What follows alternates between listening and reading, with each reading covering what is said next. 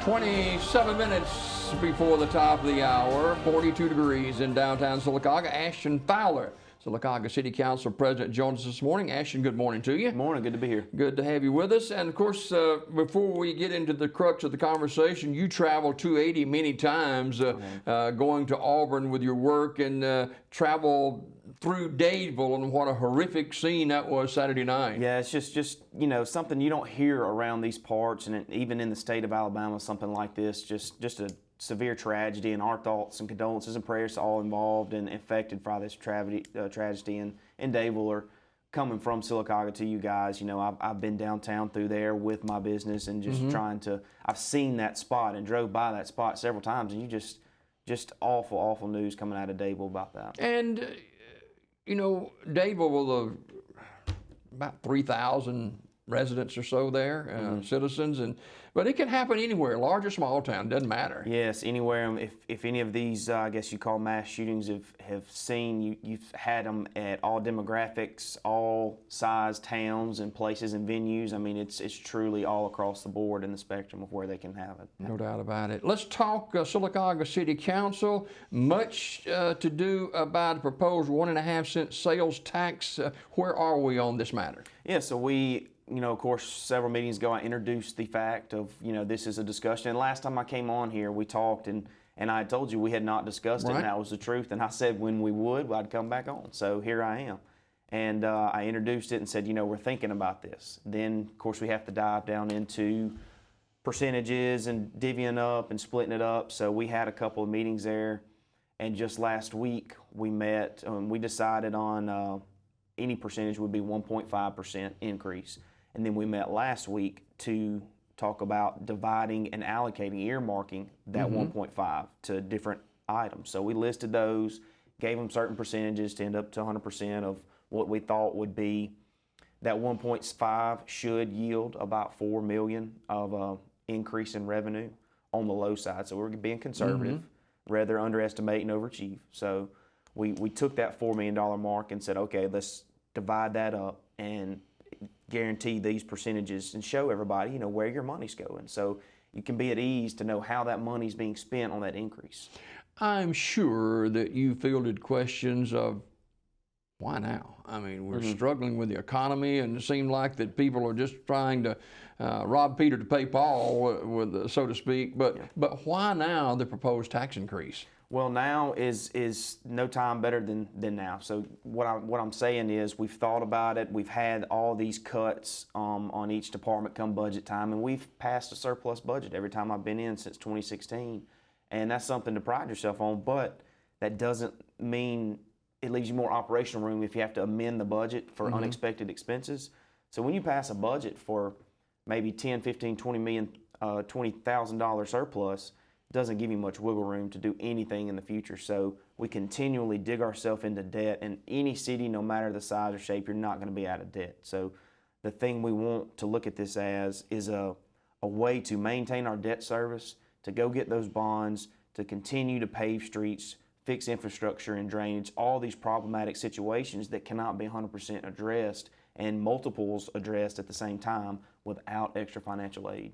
Even though the citizens aren't given the opportunity to vote on this proposed tax increase, we elected you guys to take care of that. Sure, yeah, and I've heard surprisingly not a lot of feedback as far as negative goes, but I've heard some people come to me and address it and say, you know, I'm glad we're doing this to have a plan, and they all were on the same ship of make sure there's a plan to let everybody know where that money's going. And so that's the first thing I wanted to do, was not just, hey, tax increase, we're getting X amount of money and that's it. We're going to let you guys know how that money's going to be put aside to be spent. All right. When and whom would the tax increase, the allocations go? Okay, so we divided up, kind of did a priority list Wednesday. It was the public meeting advertised, and took us about 2 hours to get through I heard this. about that. So it was quite an event, but you know, you have your debt service. Always going to have debt service, especially. Explain debt service. So that's when you go to the bond market, take out a bond for, say, when we did the first set of road pavings back in several years ago, my first term. You know, that was millions of dollars, and we don't have millions to pull out. So you have to go to the market, basically getting a loan. So you have to pay that loan back over so many years. Or when you get a fire truck, you have to break that down into yearly payments and pay that back, or whatever it has to be. A bunch of police cars, we're still paying on those and stuff. So that kind of stuff is what you call debt service, what you have to pay just like you pay your bills. You can call that debt service. A largest amount of that $4 million that we're thinking the 1.5 will yield is going to go towards old and new debt service that we're going to pay back. So that gives us an increase. Right now, we're looking at an average of $800,000 a year that we pay on debt service.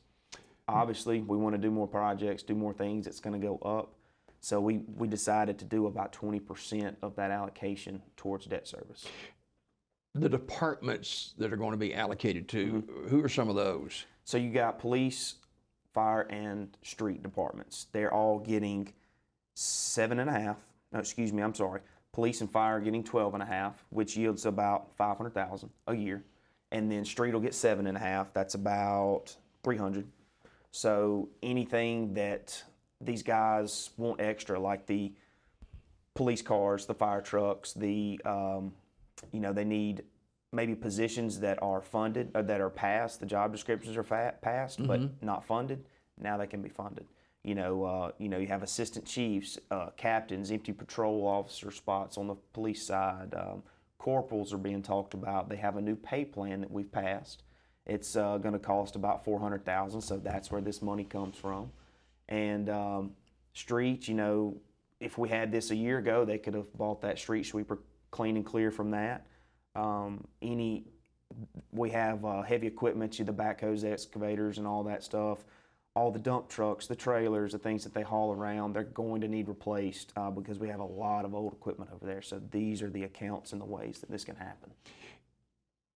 It appears from listening to you this morning that the plan has been well thought out, and you're going to need fire trucks. You're going to need police cars, and even though we've got debt service from prior, the clock is running with these pieces of equipment now. Yeah, and you can't operate a city without them. You just think without having that street sweeper how bad off we were until we got this new one, and now how much smoother things are going, and these drains aren't backing up as much and stuff. And talking about drains, another percentage is going towards infrastructure, dealing with drains and city piping underneath. And we spent thousands upon thousands scoping with cameras and getting our problem areas fixed downtown, because that was awful with the flooding last year.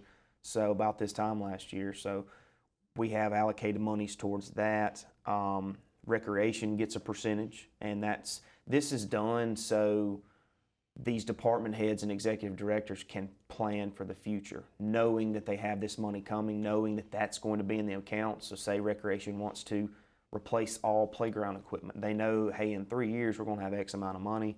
We can go ahead, purchase, plan on what we're going to get, and do it, and make a plan. Same with the fire truck, same with hiring another high-ranking fireman, whatever that may be, position may be.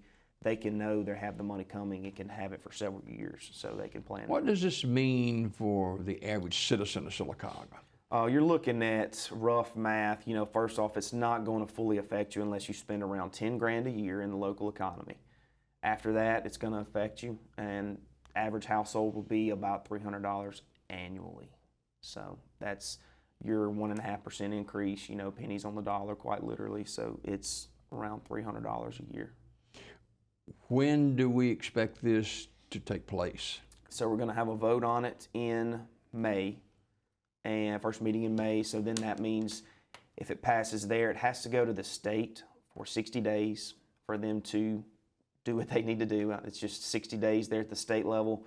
It comes back, and then it will start taking effect, and it'll be announced and stuff after the 60 days, and say, okay, on beginning of X month that the increase will start. So, Sylacauga City Council President Ashton Fowler, our guest this morning, and talking about the 1.5 cent sales tax increase. And I don't know when have we had a sales tax increase? Do you know? It's been over 10 to 15 years. Yeah.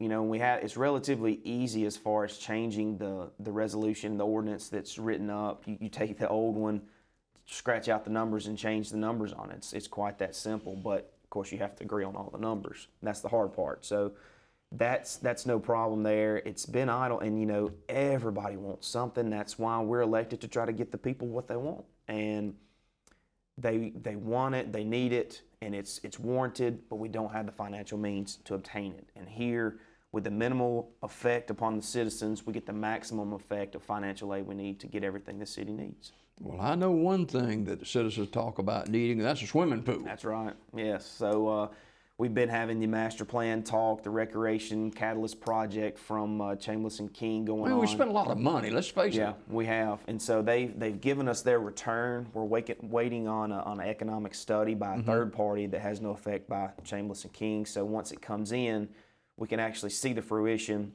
and hopefully this passes. We have to go to the bond market, because you're looking at millions of dollars for a catalyst project, recreation / pool center. So you're obviously not going to have that off the top of several $1 million. Go to the bond market there, get it. We have several sites that the Planning Commission has looked at. We have the one site on 21 that has been selected by a council and steering committee to have this catalyst project. So that's going to compete. That's going to allow us to have that swim team, those swim lessons, the several admin buildings. We're looking at basketball courts / pickleball courts and things like that within the first phase of this project. We talked on this show 2 years ago that, you know, we were talking about a pool, then we've been talking about it for several years. You know, get to the crux of it. Why don't we have a pool?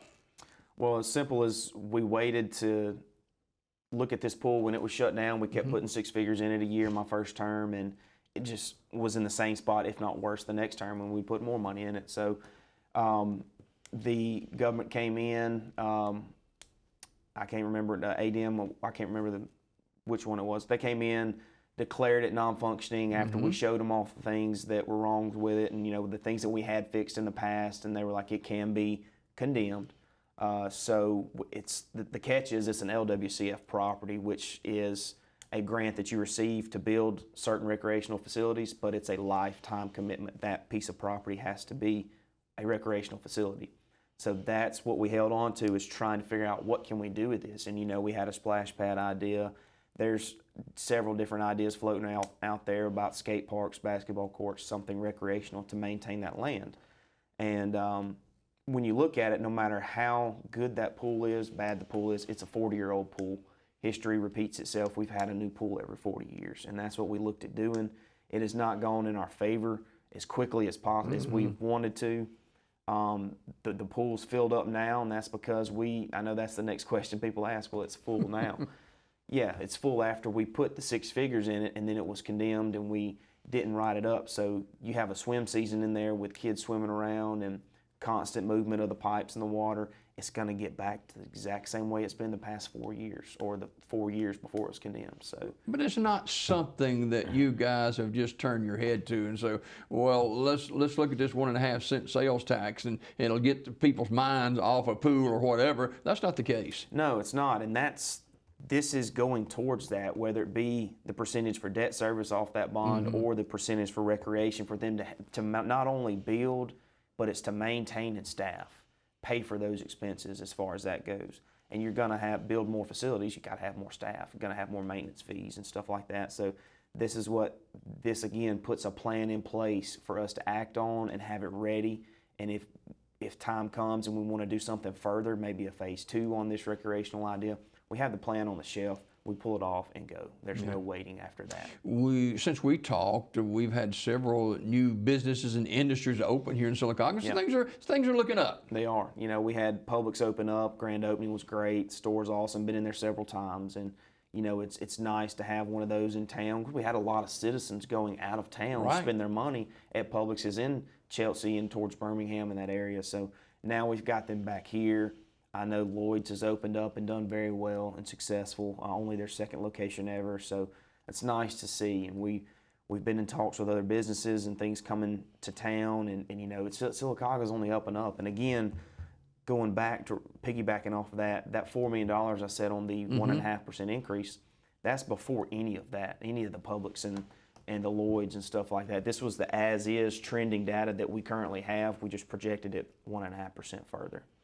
So what would you say to citizens of Sylacauga if they have questions? You know, there are avenues that we can go through, and there are ways that we can get our message across without yelling and screaming at one another. Absolutely. I'm not going to do that. I'm not going to respond to that either. I'm a grown adult, and I expect to be talked to like one, and I'll respond like one. You know, respect and respect. So I'll say this. I said it before, we have a lot of wants and needs that cost a lot of money. And there may be financial grants and things out there that we do obtain, but those aren't things you can plan for. This is a steady income into the city that's earmarked where you know your money's being spent, and it's a way for the department heads and the places that it's earmarked for to be able to plan for your future, your kids' future, and to have this city where it needs to be. And so we're not reactive, we're proactive. Before we go this morning, and we appreciate Ashton being with us for another minute or two.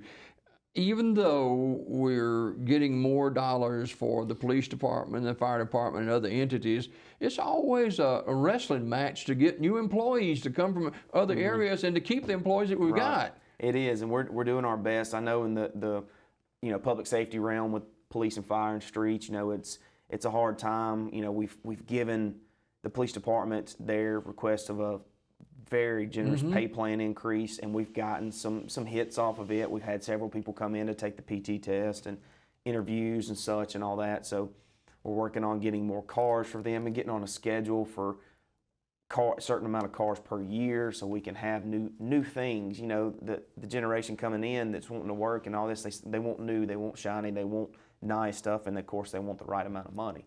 So you got to take all that into factor, and the council, the department heads, and everyone that's there are desperately trying to make things work, and I think we're in the right direction finally and doing the right things with the right people in place. All right, Ashton, thanks so much for being with us this morning. Ashton Fowler, the president of Sylacauga City Council, our guest this morning. City Council meeting is what, this week, right?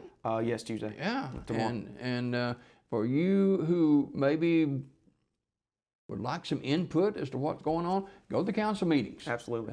There's plenty of seats available, and they always give at the end a 4 or 5 minute opportunity for you to voice your thoughts, being a citizen of Sylacauga, and they'll be glad to listen to you. Hey, we've got more Daybreak just ahead. Don't you go too far away.